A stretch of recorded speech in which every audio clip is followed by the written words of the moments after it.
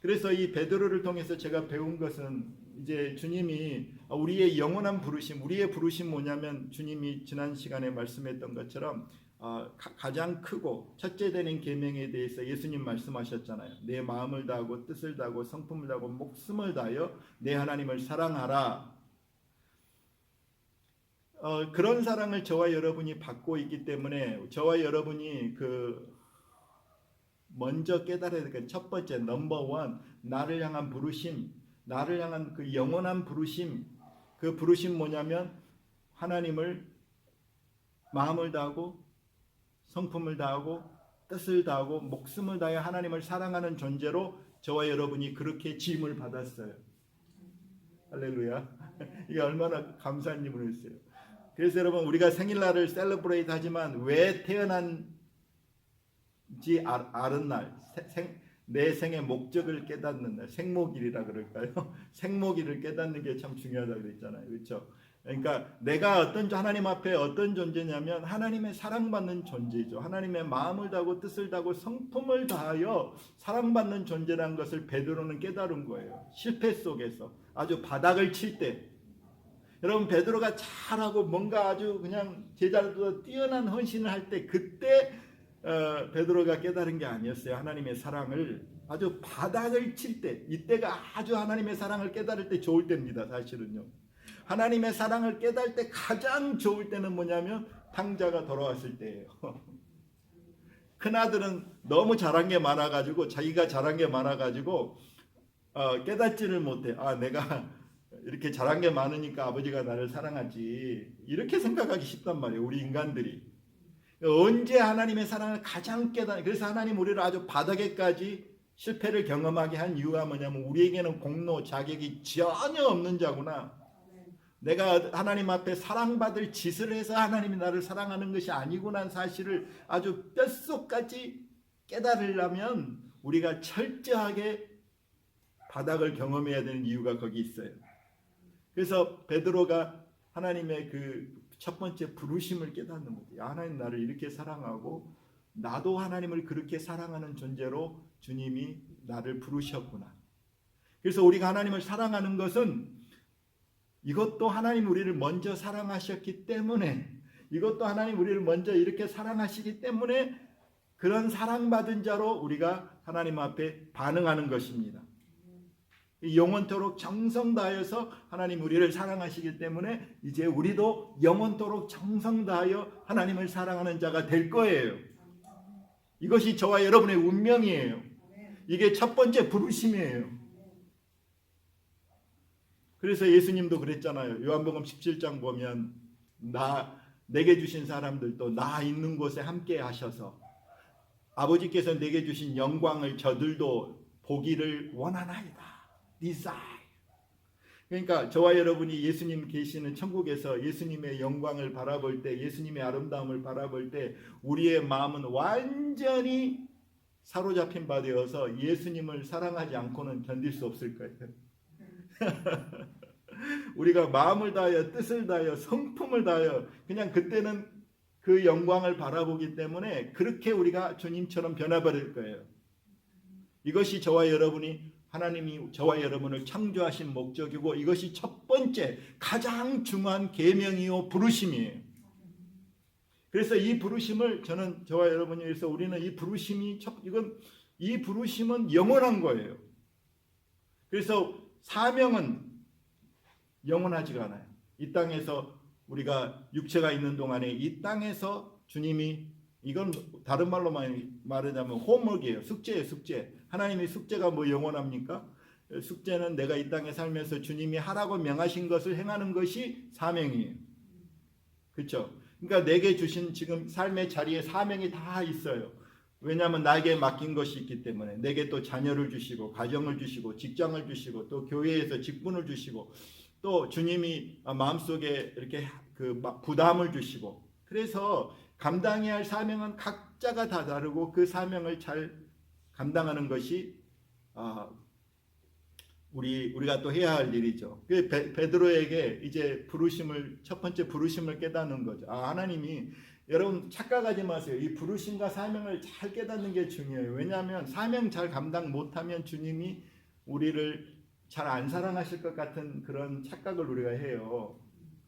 왜냐하면 베드로가 이 부르심을 먼저 깨닫고 사명을 깨달을 때 하나님이 베드로를 이렇게 사명을 이렇게 주셨죠. 왜냐하면 부르심을 이렇게 분명하게 세우시고 나서, 그러니까 사명을 잘 감당하고 못 감당하고 그거는 하나님의 사랑이 줄어들거나 뭐 늘거나 그렇지 않아요. 부르심은 영원한 거예요. 그래서 우리가 하나님의 그 부르심을 깨닫고 이제 사명을 잘 감당해서 하나님 우리를 더 사랑하는 거 아니에요, 사실은. 물론 상급이 다를 뿐이에요. 상급이 다른 거죠. 그래서 우리가 부르심을 우리가 깨닫는 거죠. 저와 여러분의 부르심은 마음을 다하고 뜻을 다하고 성품을 다하고 목숨을 다하여서 우리 하나님을 사랑하는 것입니다. 그 사랑을 받고 그 사랑에 그렇게 반응한 것이 무엇을 하든지 그것이 우리의 영원한 부르심입니다. 할렐루야. 제가 이걸 깨달으니 너무 감사하더라고요. 나는 이게 정말 기쁜 소식이에요. 내 부르심을 깨닫는 게 하나님이 이것을 위해서 저와 여러분을 만드시고 창조하셨어요. 이런 사랑을 나누시려고. 그리고 이제 베드로에게 이제 뭐라고 말씀하시냐면 내 양을 치라, 내 양을 먹이라, 내 양을 돌보라는 숙제를 주셨어요. 사명을 주셨어요.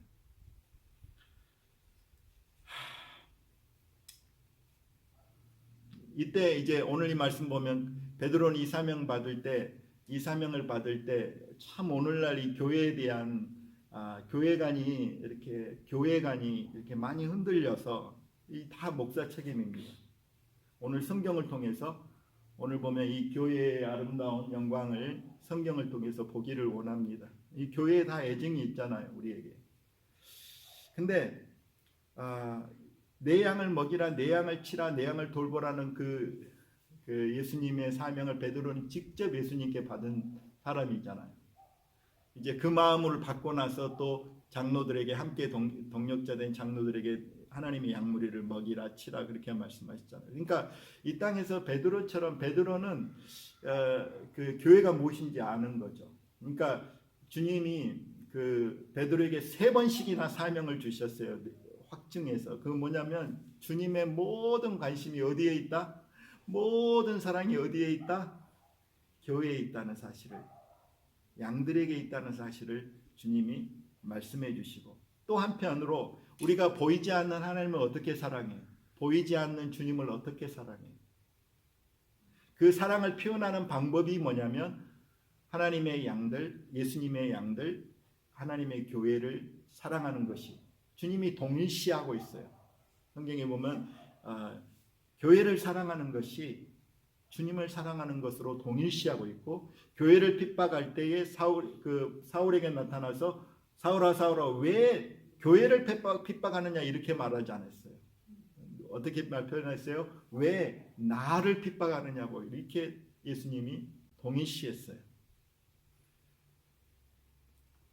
자, 베드로는, 그래서 오늘 말씀 보면 베드로는 그 교회 지도자들에게, 장로들에게 말하면서 교회를 어떻게 베드로는 바라보냐면 오늘 이 3가지 말씀이 굉장히 중요합니다. 첫 번째, 베드로전서 5장 2절 말씀 보면 교회를 어떻게 바라보냐면 5장 2절 보세요. 너희 중에 있는 하나님의 양무리를 치되 이렇게 말씀했어요. 첫 번째는 뭐냐면, 그러니까 베드로가 교회를 바라볼 때 그냥 보통 로타리 클럽 바라보듯이 바라보지 않았어요. 로타리 클럽하고 교회하고 뭐가 다릅니까? 겉으로 보면 누가 더 멋있어 보여요? 로타리 클럽 사람들이 더 있는 사람처럼 있어 보이고 막 그러잖아요. 그렇죠? 거기는 다 어느 정도 사회적 지위가 있고 돈이 있는 사람들이 주로 모이기 때문에. 교회는 뭐냐면 가난하고 병들고 힘들고 없는 사람들이 모이는 게 주로 교회였잖아요. 근데 오늘 말씀 보면 베드로는 그렇게 교회를 바라볼 때 첫 번째 교회는 뭐라고 말하냐면 하나님의 양물이라 그랬어요. 하나님의 양떼들이라 그랬어요. 여러분, 이 말씀이 교회는 그 베드로 전서를 쭉 보면 1장 2절에 하나님의 택하심을 받은 자들이라고 말하고 있고요. 1장 3절에 예수 그리스도의 죽음과 부활로 거듭난 자들이라고 말하고 있고요. 또 하늘에 산 소망을 둔 자들이라고 말하고 있고요. 2장 9절에 택하신 족속이요 왕같은 제사장이고 거룩한 나라요 그의 소유된 백성이요 하나님의 긍휼을 입은 얻은 자라고 그렇게 표현하고 있어요. 여러분 교회가 그래서 베드로의 마음속에 있는 그 교회 우리가 교회를 볼 때 여러분 저와 여러분이 교회를 볼 때 절대 시시하게 봐서는 안 돼요. 교회 공동체를 여러분 무슨 로타리 클럽보다 못하게 본다든가 아무리 겉모습이 우리의 외모가 초라한다 할지라도 교회는 너무나 귀한 존재들이에요. 왜냐하면 하나님의 양물이라고 표현하고 있어요. 예수님의 양들로 표현하고 있어요. 하나님의 택하신 백성이라고 표현하고 있어요. 그래서 저와 여러분들이 교회를 볼 때 시시한 눈으로 본 게 아니고 교회는 참으로 예수님이 핏값으로 사신 너무나 소중한 교회구나. 이 사실을 마음속에 새기시기를 예수님으로 축원합니다. 저는 여기서 무슨 건물을 이야기하는 게 아니고 무슨 조직을 이야기하는 거 아니에요. 여러분 교회가 무엇인지에 대해서 여러 가지 생각들이 있어요. 천주교는 어떤 그 사제들로 이루어진 그 시스템을 교회라고 생각하기 때문에 개신교에서 생각하는 교회관과 그 천주교에서 생각하는 교회관이 달라요. 그들은 말씀하냐면 그런 교회를 떠나면 구원이 없다고 그래요. 그게 500년 동안 변하지 않아서 지금도 저와 여러분은 카톨릭에 의하면 구원이 없어요. 여러분 첫 번째로 이 교회는 뭐냐면 하나님의 양무리들이 교회예요.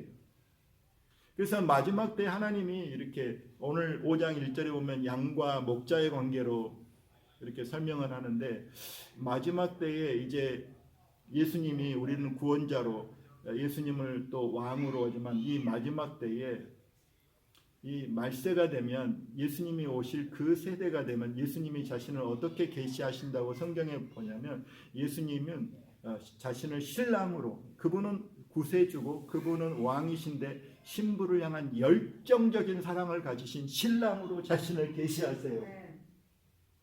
이게 이제 제가 계속 전하는 말씀이지만요. 이 말세에 그래서 저와 여러분은 지금 신랑 되신 예수님을 맞이하는 세대는 지금 무슨 세대라고 표현하냐면 신부의 세대라고 그렇게 표현하고 있어요. 그러니까 저와 여러분이 예수님을 구세주로 만났죠. 또 예수님이 심판하시는 왕으로 우리가 예수님을 많이 알고 경험하고 그분은 주요, Lord요, King of King, 만왕의 왕이요, 만주의 주라고 우리가 배웠지만 그 다음에 이제 말세 때에 지금 시대에 하나님이 예수님을 계시할 때 그의 신부들에게는 우리를 신부로 계시하시면서 예수님을 신랑으로 계시하시는 거예요. 제가 믿기로는 과거 이제 10년 전으로부터 그게 멀지 않아요. 저도 예수 믿은 지 30년이 됐지만 신랑 되신 예수님을 알기 시작한 데는 10년밖에 안 돼요.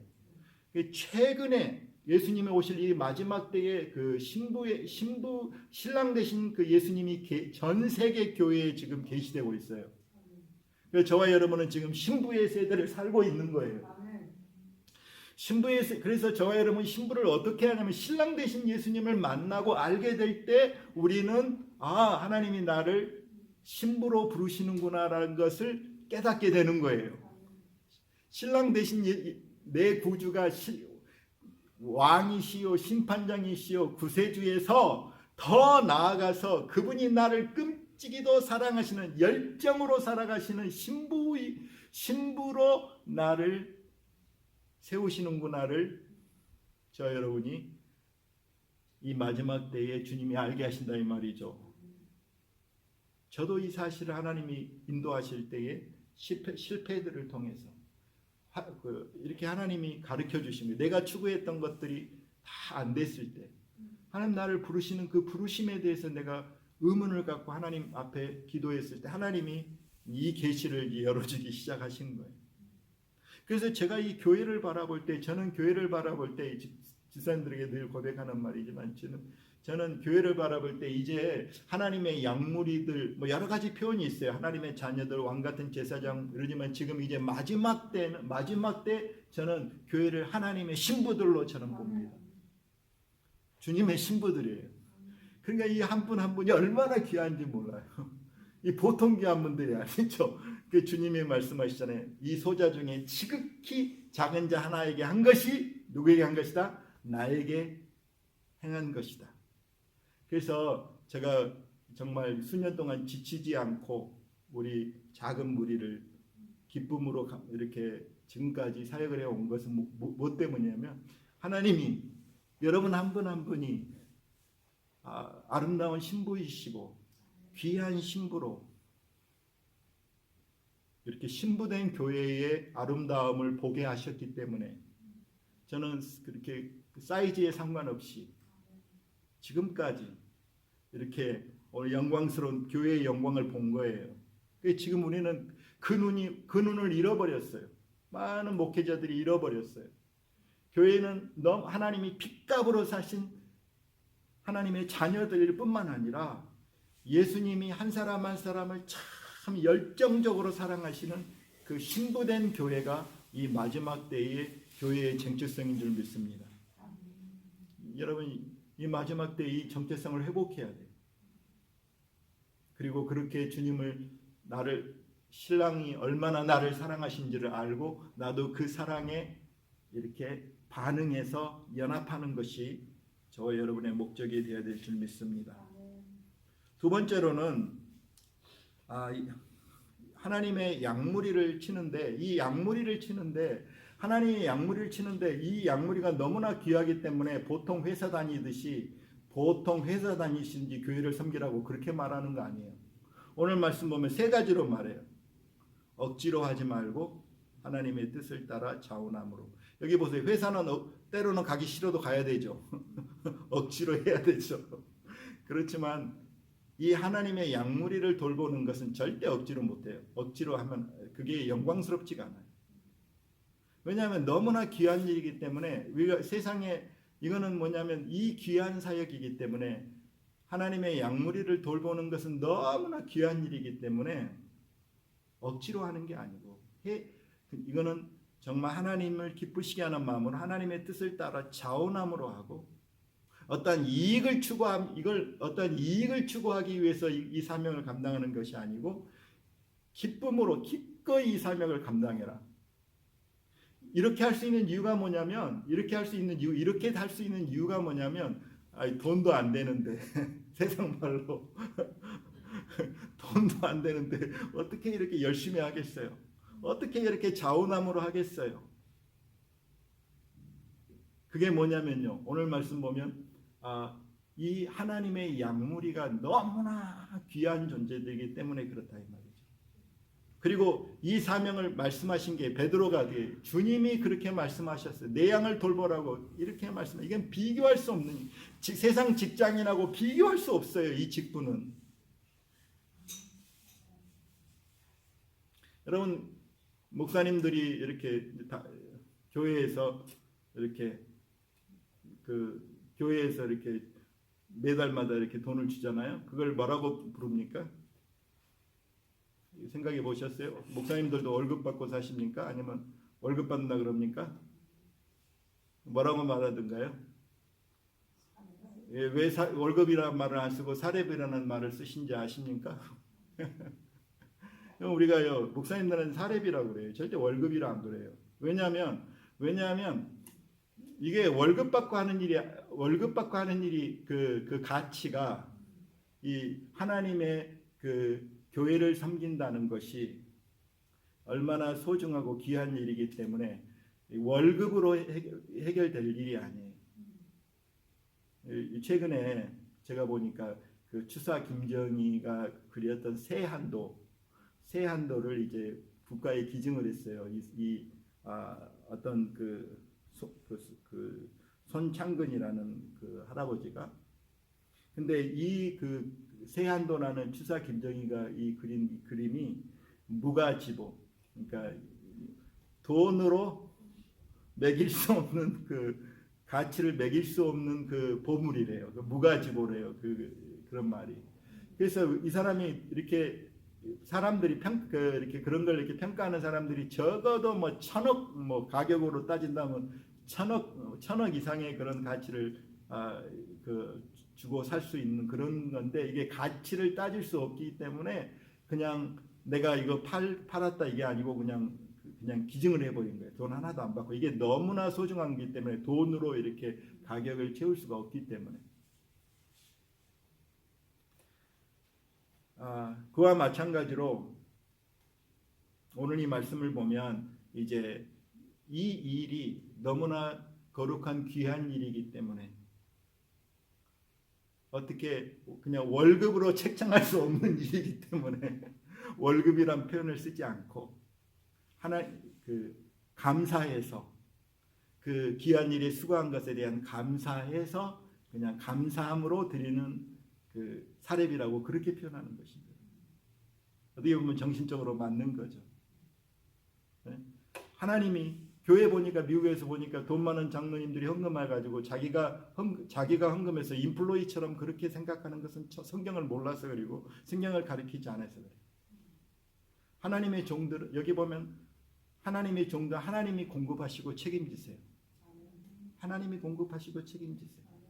이것이 너무나 귀한 일이기 때문에 우리 목자들은 사실 돈 더 많이 주는데 가려고 쫓아다니는 이건 다 어떻게 보면 성경을 몰라서 하는 이야기예요. 주님이 말씀하셨어요. 너무나 귀한 사역이기 때문에 이건 자원함으로 기쁨으로 하고 또 주장하는 자세를 하지 말고 양무리의 본이 되라. 여기 3절 말씀 보면 두 번째로 이 3절 말씀 보면 뭐라고 말하냐면 맡은 자들이란 뜻이 있어요. 맡은 자들에게 주장하는 자세를 하지 말고 양무리의 본이다. 이게 맡은 자들이에요. 그러니까 다른 말로 말하면 교회는 어떤 건 되냐면 하나님께서 목자를 세우세요. 성경을 보면 목자를 세우시는 분이 누구세요? 하나님이세요. 예수님이 목자들을 세우세요. 목자들을 불러서 세우세요. 우리 제 아들 데니엘이 어제 탈벗을 졸업을 했습니다. 예, 탈벗을 드디어 졸업을 했어요. 제가 뭐 우리 아들을 세운 게 아니에요. 제가 뭐 우리 아들에게 이 일을 걸어가라고 조금도 내가 푸시한 거 없어요. 하나님께서 그 영혼에게 감동해서 하나님께서 세우셨어요. 하나님이 세우셨어요. 이 교회는 뭐냐면요, 하나님이 세우셨어요. 그 하나님이 또 이 종들을 보내세요. 누구를 위해서? 그리고 그 하나님이 세우시고 하나님이 또 보내시고 하나님이 그 영혼들에게 그 양들을 맡겨주세요. 우리가 이 말씀을 잘 깨달으면은 주님이 목자로 부르신 사람들을 세우시고 하나님이 보내시고 또 하나님이 양들을 보내주셔서 맡겨주셨다는 표현을 쓰고 있어요. 그래서 목자들은 뭐냐면 맡겨주신 자들에게 충성하는 거예요. 요즘 그래서 이런 걸 모르면은 그 맡겨주신 양들만 감당하기도 힘드는데 뭐 한국 같은 상황에는 뭐 한 건물에 층마다 교회가 있대요. 그래가지고 교회 주일마다 교일 쟁탈전이 벌어진다고 그러더라고요. 참 기가 막힌 안타까운 사실이에요. 여러분 하나님이 맡겨주시고 보내주시는 거예요. 합당한 목자를 만나주기. 이 하나님의 놀라운 신비죠. 하나님이 이 목자를 준비시키신 분도 하나님이시고 또 이 목자에게 합당한 그 양들을 또 보내주셔서 만나게 하시고 양육받게 하시고 자라게 하게 하시고 그래서 주님이 오늘 말씀 보면 이제 맡겨주셨다고 목자를 세우시고 보내주시고 맡겨주셨다고 말씀하세요. 그래서 여기 보면 이제 그 목자의 자세는 하나님이 내게 맡겨주신 자다. 이게 너무 중요한 개념이에요, 여러분. 여러분 우리에게 이게 하나님 주신 사명이에요. 이 성경에 보면 하나님이 이렇게 하나님이 세우시고 맡겨주신 게 특별히 두 기관이 있죠. 여러분 가정하고 교회예요. 가만히 보면 가정하고 교회만 하나님이 주시고 이거는 인위적으로 사람이 만든 우리 같이 모여서 우리 회사처럼 우리 회사 만들자 이렇게 가정이 만들어지지 않잖아요. 뭐 교회도 우리 같이 우리 만나서 모여서 우리 교회 해보자 이거 이렇게 만들어지지 않아요. 이게 전적으로 하나님의 능력으로 이루어지는 거예요. 하나님의 은혜로 이루어지는 거예요. 교회도 그렇고 여러분 자녀들을 여러분들이 막 뭐 우리 한번 만들어 보자 해가지고 이렇게 만들고 저렇게 만들어도 그렇게 자녀를 만들지 않잖아요. 하나님이 자녀들은 하나님이 저와 여러분에게 맡겨주신, 가족은 하나님이 맡겨주셨어요. 맡겨주신 자들이에요. 내게 맡겨주신 자들이에요. 교회도 마찬가지죠. 하나님이 맡겨주셨어요. 이 말씀을 우리가 깨닫고 하나님이 이렇게 성경에 그 양무리를 너에게 맡겨주셨다.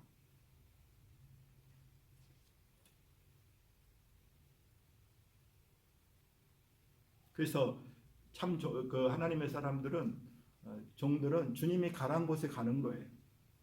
주님이 맡겨주신 곳에 가는 거예요. 그렇죠?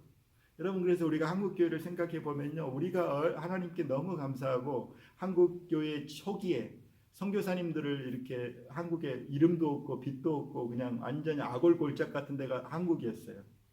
지금 그 당시에 아프리카보다 더 상황이 안 좋았던 데가 우리 한국이었어요. 아프리카에서 죽는 그 선교사님들의 그 비율이, 자녀들의 그 죽는 비율이 한국이 더 높았다 그래요. 그렇게 힘든 지역이 한국이었어요. 그 당시에 알려지지도 않을 뿐만 아니라 그렇게 거기 한번 한국 가려면 너무나 한 달씩 걸렸잖아요. 미국에서도 가려면. 근데 놀라운 건 뭐냐면 하나님이 초기에 선교사님들을 너무나 귀한 분들을 하나님이 귀한 분들을 우리 한국에 보내주셨어요. 그래서 한국에는 처음에 일본 뭐 이런 데는 좀 가기가 쉬우니까 어떤 분이 물었는데 한국에는 어떤 사람만 선교사님만 왔냐면 하나님이 보내주신 사람만 왔어요. 할렐루야. 너무 감사하죠. 하나님이 이렇게 고르고 골라서 보내주신 사람들만 와서 빛도 없이 이름도 없이 이렇게 하나님의 보내심을 받은 선교사님들이 우리 한국 교회를 세웠어요. 그게 너무 감사한 질문이에요. 우리 한국 선교사님들 이야기 들어보면 정말 탁월한 분들이 주님을 사랑하고 헌신하고 이런 분들을 뽑아서 어떻게 이런데 이름도 없고 빛도 없이 이렇게 주의 종들을 보내서 교회를 섬기게 하셨는지 모르겠어요. 그게 그 열매로 인해서 저와 여러분이 있는 줄 믿습니다. 하나님이 그렇게 이런 귀한 종들을 하나님이 보내주셨어요. 세 번째로 여기 우리가 깊이 깨달아야 할 건 뭐냐면 이게 4절 보면 목자장이 나타나실 때 예수님을 뭐라고 말하냐면 Chief Shepherd, 목자장이라고 말씀하세요. 자, 오늘 이 말씀을 보면 이제 그 교회는 어떤 데냐면 그냥 로타리 클럽하고 다른 게 아니고 지금 예수님이 목자장이래요. 예수님은 천상에 계시고 여기에는 보이는 사람들만 있지만 이 교회의 양무리를 치는 진짜 목자장은 그 양들을 이렇게 돌보는 진짜 목자장은 누구라는 거죠? 예수 그리스도라는 거예요. 이게 교회의 영광이에요. 교회의 아름다움이에요. 여러분, 교회 가운데 주님이 영으로 임재해 계신다는 거예요. 성령이 우리 모임 가운데 임재하시면서 여러분을 자라게 하시고 세우시고 성숙시키시는 분이 사람이 아니고 하나님이 목자장 되신 예수 그리스도가 여러분을 변화시키시고 성장시키시고 세우시고 자라게 하신다는 거예요. 그래서 바울은 자신을 이렇게 이 교회를 할 때 우리는 하나님의 동역자들이고 우리는 물 주기도 하고 우리는 씨를 뿌리기도 하지만 자라게 하시는 이는 하나님이시다. 너희는 하나님의 밭이고 우리는 하나님 앞에 보내심을 받은 일꾼 동역자들이다. 이렇게 표현하고 있어요. 그러니까 하나님의 밭이 누구냐면 교회예요. 하나님의 양무리예요. 이 양무리들을 하나님이 일꾼들을 세우시고 보내셔서 그들을 돌보게 하시는 거예요. 근데 더 중요한 말은 그리스도의 사역자들은 뭐라고 하냐, 우리는 하나님의 함께 일하는 동역자들, 코워커라고 이야기하고 있어요. 그러니까 하나님이 세우신 종들은 그 속에 성령이 함께 하셔서 성령을 통해서 일하시고 성령을 통해서 말씀하시고 성령을 통해서 역사하심으로 실제로 우리에게 은혜를 주시고 우리를 만나주시고 우리를 경건케 하시는 것은 우리 안에 계신 거룩한 성령님인 줄 믿습니다. 성령님이 운행하시는 거예요. 교회 안에. 이게 교회의 영광입니다. 이게요. 오늘 이 말씀 보면. 그래서 오늘 주제가 교회의 영광을 저와 여러분이 보기를 원합니다. 이 참된 교회의 모습이죠. 하나님의 양무리들이요, 택함 받은 자들이요, 왕 같은 제사장이, 하나님의 백성들이요, 그리스도의 신부들이. 참 보면 주님이 사람들을 통해서 일하지만, 우리 각자의 사람들을 통해서 일하지만, 거기에 목자장은, 그 교회의 주인은, 그 교회에 운행하시는 분은 예수님이란 사실이에요.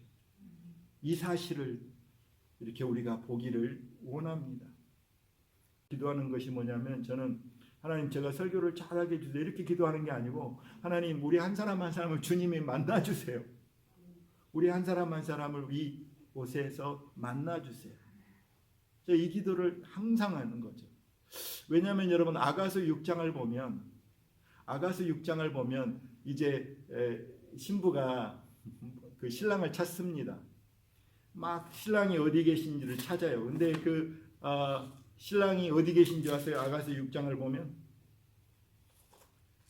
여러분들 잘 모르시니까 제가 말씀을 드릴게요. 여러분, 우리가 아가서 지금 공부하고 있는데 6장을 보면 1절을 해서 3절까지 한번 읽어드리겠습니다. 여자들 가운데서 어여쁜 자야, 내가 사랑하는 자가 어디로 갔는지, 내 사랑하는 자가 어디로 돌아갔는지 우리가 너와 함께 찾으리라. 그러니까 이제 이 술람미 여인이 사랑하는 그 신랑을 찾는 거예요. 어디 있는지 찾는 거예요. 자, 2절 3절 보면, 내 사랑하는 자가 자기 동산으로 내려가 향기로운 꽃밭에 이르러서 동산 가운데서 양떼를 먹이며 백합화를 꺾는구나. 이제 찾았어요. 자기 동산에게 갔어요. 이 사랑하는 자가 자기 동산에 가서 꽃밭에 이르러서 백합화를 꺾고 양떼를 먹이고 있어요. 그리고 나는 내 사랑하는 자에게 속하였고 내 사랑하는 자는 내게 속하였으며 그가 백합화 가운데서 그 양떼를 먹이는도다. 이게 자기 동산으로 갔어요. 거기서 백합화 가운데서, 백합화들이 누구예요? 신부들이죠. 양떼를 먹이시고 계시는 분이 바로 우리의 목자 되신, 신랑 되신 예수님이에요. 그러니까 예수님이 어디에 계시냐면 다른 데 계신 게 아니고 신부들이 모여 있는 곳에, 자기 동산에, 자기의 꽃밭에 자기 양떼를 먹이는 그곳에 주님이 가신다는 거죠. 이게 정말 아름다운 그 모습, 교회의 비전이에요. 그러니까 정말 저는 사모합니다. 아름다운 그 교회, 주님이 이것을 교회라고 말씀하셨어요.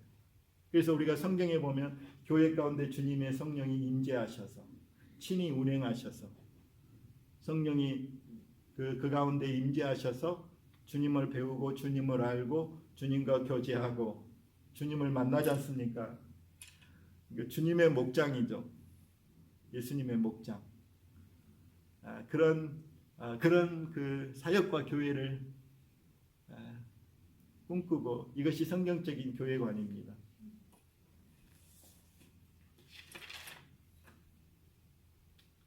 이제 말씀을 마무리하면서 제가 그 선교지 갔을 때 많은 선교사님들이 이렇게 거기서 사역을 하잖아요. 은혜교회를 통해서 제가 선교제를 여러 번 갔기 때문에 모스크바 신학교를 갔는데, 이제 모스크바 신학교에 그 학생들이 있고 이제 선교사님들 왔다 갔다 해요. 근데 그 중에 한 선교사님은 볼고그라드에서 모스크바까지 차를 타고 오면 한 10시간 걸린대요. 10시간을 걸려서 와가지고 그 졸업생, 그 입학생들을 잠깐 만나서 이렇게 격려하는데 10분 동안 딱 만나서 격려하고 다시 10시간을 또 가고 10시간을 오고. 근데 제가 한 번만 한 게 아니고 이제 몇 년간, 수년간을 했기 때문에 그렇게 수년간 그렇게 하시는 분이 있더라고요. 그래서 내가 저분 참 신기하다. 머리는 하얘가지고. 내가 그 가운데 그 하시는 그 선교사님이 물어봤어요.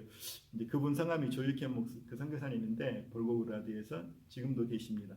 근데 저분이 누구십니까? 그렇게 어떤 선교사님입니까? 내가 그분한테 물어봤더니 그 선교사님 하시는 말씀 제가 잊을 수가 없어요. 저분은요 진짜 선교사님이에요. 저분은요 진짜 선교사님이에요. 그 말 한마디가 그냥 다 설명을 했어요. 그러니까 이제 그분이 볼 때 뭐 가짜 같은 분들도 많이 계셨다는 거겠죠. 그래서 내가 그 말 한마디에 너무 감동을 받아서 내가 그분 계신 데까지 찾아가 봤잖아요. 지금까지도 이렇게 오면 교제하고 있습니다. 영혼을 사랑하시는 선교사님이었어요. 그래서 그 10시간을 달려와서 잠깐 10분 동안 보고 다시 10시간을 돌아가는 분이에요. 저는 오늘 이 말씀 안에서 이 주님이 진짜 우리가 보면 진짜 교회를 한번 생각해 보세요. 우리는 진짜 어떻게 교회를 예수님 베드로를 통해서 배우는 것은 저는 이렇게 기도합니다. 하나님, 우리가요, 우리 집사님들이, 우리 성도님들이 진짜 교회를 사랑하고 섬기는 그런 목자들이 되시기를 예수님으로 축원합니다. 하나님, 교회를 정말 사랑하고 교회를 섬기는 그러한 가정들로 세워지기를 원합니다. 진짜 교회의 아름다운 모습이에요. 이게 사실은 우리는 하나님의 양무리들이고 하나님의 자녀들이고 하나님의 신부이고 또 하나님께서 또 세우신 종들을 통해서 맡겨서 그 양무리를 치게 하시고 동역자로 부르셔서 치게 하시고 또 실제로 하나님께서 교회의 주인 되셔서 우리의 목자장이 되셔서 우리 양들에게 꼴을 먹이시고 또 그 안에서 우리가 자라게 하시는 이런 은혜가 저와 여러분들의 있기를 예수님으로 축원합니다.